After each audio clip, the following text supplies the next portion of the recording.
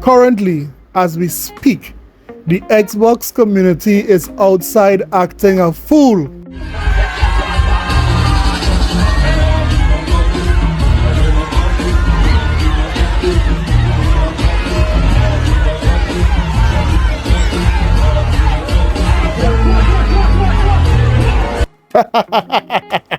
So why are the Xbox community acting a fool?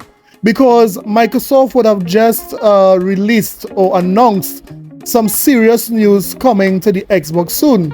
Not only have they made huge announcements, but they have revealed some huge updates for some of them, the most popular games that they have. So Microsoft right now is cooking all sorts of dishes.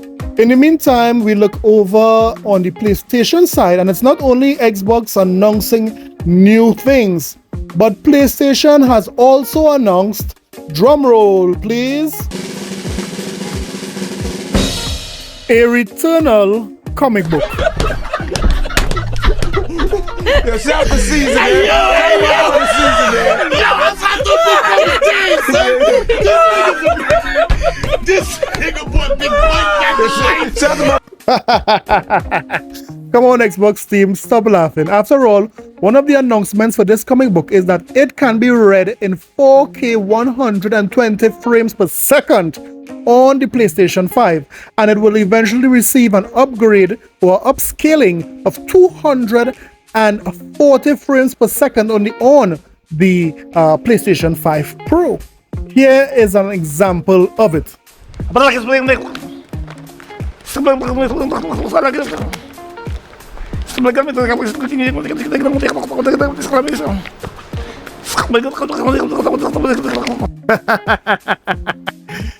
Sony and the Sony community, they are cooking right now, because finally the Free Stellar Blade petition is starting to pick up steam. I'm not a fan of it, and censorship is wrong, period. Like, there is no two ways about it. You know what I'm saying? What is it? Enter cheat code, I think it is. What is it? Enter cheat code, I think that's the name. Hey, yeah, enter cheat code. There you go. I'm for one disgusted with the censorship, because if they promise boobies, we deserve the boobies. And like, I literally went to Costco to get so much Vaseline, and this is ridiculous. And you know, it's always the Eastern games, and I'm sick about it. I can't fit anymore, and we really need to take a stand.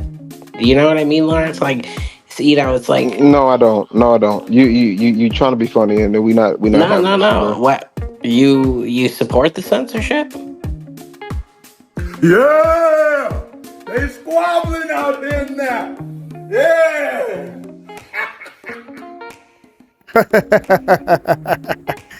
Just like Drake, these PlayStation fanboys, these ponies are getting... I ain't gonna lie, I'm getting cooked. But enough of that. Today we have a number of news stories for you guys. We are going to talk about the Xbox announcements. We will also talk about the updates Microsoft is going to give. We'll also talk about confirmation, solid confirmation now, that Square Enix made the wrong move to be exclusive on PlayStation 5. So, you know how we always do. Let's get it! This is a sickness! Let's get it! Before we start the video, guys, please consider subscribing if you like to laugh, if you like gaming news, if you like anything gaming. This is the channel for you. So if you are new here, consider subscribing. Of course, like and share. Now let's get back to the video. First up, let's talk about Final Fantasy VII Reboot. You see, when this game was announced exclusive for the PlayStation 5, the majority of gamers on the PlayStation side of things said that this is the next possible game of the year. They were saying that this game was GOATY, this game, was really, really good. And when we heard the reports that, things was not looking too good for Final Fantasy Reboot, they said that's lied. Nothing is confirmed. There is no indication as to know how this game did. Well, I got a surprise for you, ponies. We have our friend here, Matt Piscatella, and he is reporting today that Final Fantasy VII Rebirth currently ranks 14th according to all Final Fantasy releases in lifetime dollar sales in the US market. Final Fantasy 15 is first all time, followed by Final Fantasy 7 Remake and the original Final Fantasy 7. Now, this is quite a shame for Sony, and you know what Matt here is saying is reflective to what Square Enix recently said in their financial update.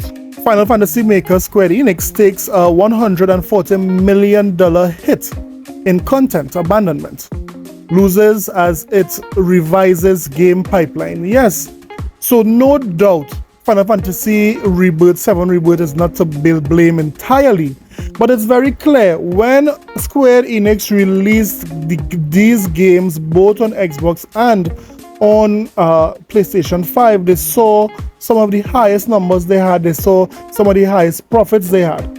Now they are tied in with a deal with Sony, and guess what?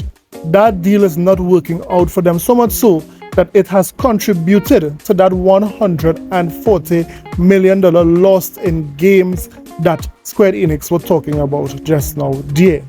So let me hear what you think about Final Fantasy VII Rebirth not doing as well. We are seeing that it's 14th in the list. It didn't even crack the top 10 of the best Final Fantasy. It's 14. Let me know what you think about it in the comment sections below. Next up, one of the biggest exclusive games for Xbox last year, Starfield, is getting a major update. Yes, the devs there at Starfield just announced that there's going to have an update. You see, when Starfield came out, it received criticism unlike any other game ever released, ever in the history of time. Yes, one of the complaints was this game should be running at 60 frames per second. That was one of the major complaints. And a matter of fact, reviewers and gaming sites alike said that yes, it should be that. And because of that, they would have, given Starfield a bad score. Another thing was a complaint for many individuals was that there wasn't any land vehicle. Yes, that was one of the major complaints. Well, it seems like Bethesda is addressing all that and some. Is there anything else that you guys want to share about this update that players have to look forward to? I mean, you've already shared a lot as it is. We're focusing now on our Xbox Series X players with this update. We're giving them some settings where they can help prioritize between performance or visual. If they choose to prioritize performance, the target FPS will move to 60. Gotcha. Gotcha. And for players that have TVs that support VRR, they'll be able to choose between VRR 40 or VRR 60. In addition to the new features we just talked about, there are a couple of quality of life updates that we're introducing. One of them is you can now toggle dialogue cameras off. So instead of getting that sort of focus zoom in on whatever NPC you're talking to, it just stays in normal default camera mode. It's a little more immersive that way. Some players may prefer that. Love it. In addition to that, we're making the container and barter menus a bit more usable. We've added some tabs along the top, so it's easier to sort of see what container or what inventory you're looking at, whether it's yourself or your ship. And it's just easier to navigate. Basically, inventory and item management, it's a small thing, but it actually, I think, makes it a lot nicer. So Tim, we just talked to Joe and Istvan a little bit about Update 4 and what's coming, but is there anything else that you want to talk about that's down the horizon? So the team is working on our first land vehicle, so you can drive around on planets.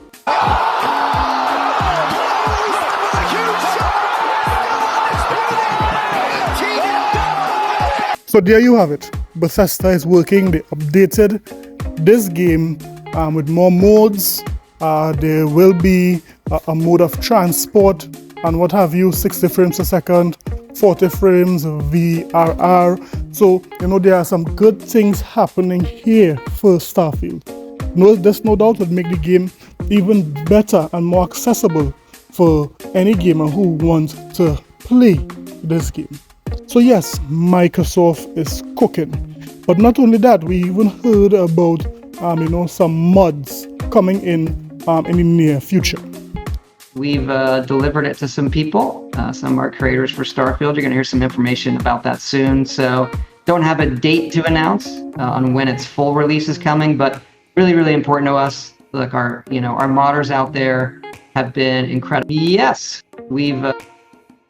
Yes, so soon mods would be on Starfield on the Xbox Series console. So let me hear what you think about all the updates to Starfield. Are you going to do a next playthrough, or are you finally going to try it out because it's getting this 60 FPS mode? Let me know in the comment sections below. And finally, let's talk about Microsoft's big announcement. Microsoft has just announced that they would be having a showcase at or on June the 9th. Yes, Microsoft has consistently been putting on some great shows around E3 time. So no doubt we expect this showcase to be very similar to the previous shows that they had. But in addition to the normal Xbox showcase, they would also be having a direct for a redacted name of a game, but everyone is speculating that this game is Call of Duty, either a new one or one that is remade or remastered. But we'll have to wait and see. So listen carefully as Game Rant report on this new Xbox showcase. The Xbox Games Showcase is returning June 9th, along with a special deep dive into the next installment of a beloved franchise. Look forward to a Starfield-style, redacted direct. Microsoft Gaming will host its annual Xbox Games Showcase on Sunday, June 9, 2024. The publisher promises that the event will feature games from our portfolio of studios across Activision, Blizzard, Bethesda and Xbox Game Studios, in addition to titles from our third-party partners, says a post on Xbox Wire. Xbox also confirms its plans to repeat the double feature format which it introduced last year, where the main Xbox Games Showcase 2023 was immediately followed by a dedicated Starfield Direct livestream. While we don't know what Xbox exclusive will be given the special deep dive treatment, Microsoft says it'll be the next installment of a beloved franchise. The Xbox Games Showcase will commence on June 9th at 1 p.m. Eastern Time, 10 a.m. Pacific Time, 6 p.m. British Summer Time, 7 p.m. Central Europe Summer Time. It will be available to watch on demand at Xbox's YouTube, Twitch, and Facebook channels.